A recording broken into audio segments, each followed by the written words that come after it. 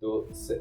خب یو گایز، چطورید بچه؟ امروز اومدیم با بی‌نیاز شدن پول در ردد و به شما آموزش بدم. خیلی خوشحال میشم همین الان ساب و لایک کنید. بدون معطلی برید سراغ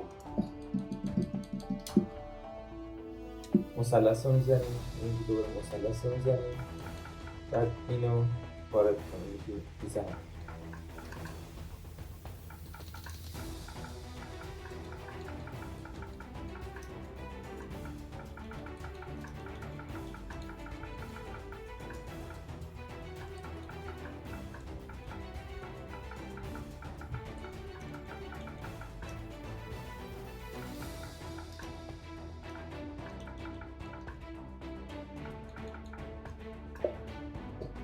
خب اینجا اوکی رو میزنیم، بعد این باز میشه.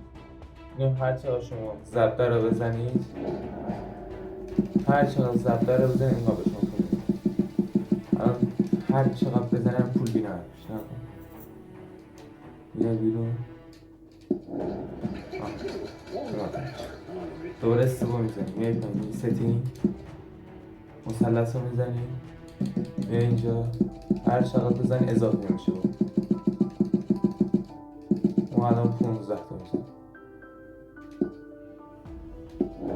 الان میلیونر شدیم. هر چی دوست داری، هر اسبی، هر لباسی، هر تفنگی دوست داری میتونی بخری و بازی کنی. ممنون میشم لایک کنی. گودبای.